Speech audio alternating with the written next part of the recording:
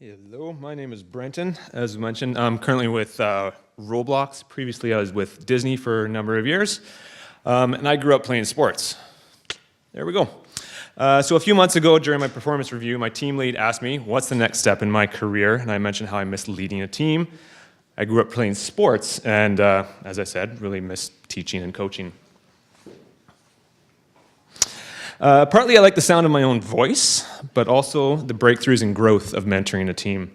At the time, we were expanding our team, so he challenged and encouraged me to speak at a conference. Surprisingly, to my shock, my proposal got accepted. Suckers. Sometimes in software development, there's a tendency to think that we're unique because what we're doing is groundbreaking. In DevOps, we're the glue that holds things together, automating everything we can think of, but teams are teams and they have similar positions. Both have someone at the top that's setting the direction and the drive to win, coach or manager to help carry out that vision, team lead, captain, whether by skill or qualities, and the essential part, the team players. When discussing teams, there's a common held belief that a crucial aspect for a team to be successful is communication. On the field, if the players aren't talking to one another, it can have drastic consequences. Sometimes in software, it can bring down production.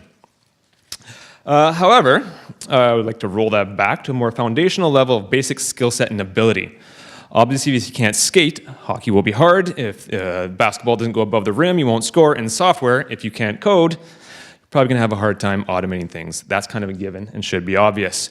What I'm referring to is the half step above that, understanding the rules of the game, like spec docs or SLA. Extending that encapsulates the general lingo and terminology that's used, and ensuring its consistent definition. If a coach were to call a play, but everyone is using different words, then failure is inevitable.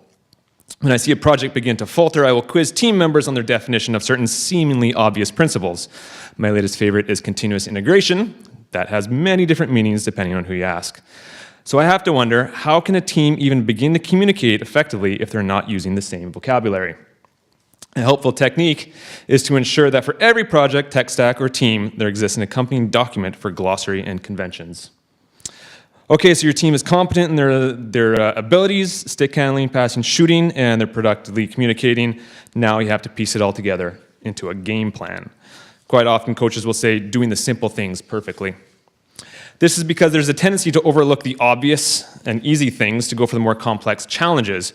However, when broken down, those complexities are merely pieces of the fundamentals strung together in numerous permutations.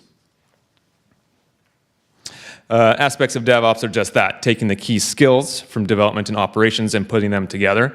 Permutate that enough times, and eventually you get to building the code that builds the code to automate the infrastructure and testing it. This requires having team members who each have diverse skills in which they excel and, because of their common fundamentals, are cohesive with one another. Growing up in sports, everyone wanted to be the pitcher or quarterback because of the spotlight. However, you can't have a team stacked with selfish scorers if there's no one to pass them the ball. It's going to be a lopsided loss without a goalie, and in software, this has led to rooting out the stereotypical arrogant genius.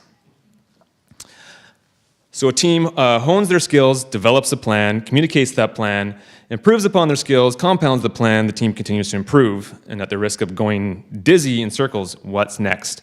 What is the next level? In sports, not every player is destined to be a captain, and not every superstar has the desire to become a coach. However, it is everyone's responsibility to be a mentor, to teach, and lead those who are following in our footsteps. I mean, after all, we were all learners once.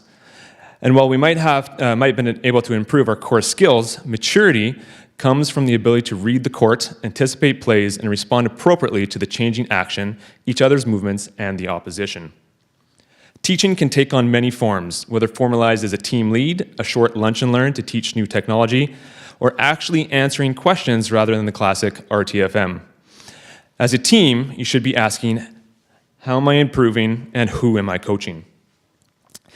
It doesn't have to be formal, but should be intentional and tri-directional.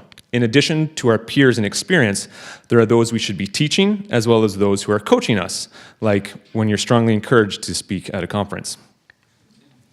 So to summarize, start from a position of common language and skill, maintain consistent communication and plan, teach and mentor. And of course, keep your stick on the ice.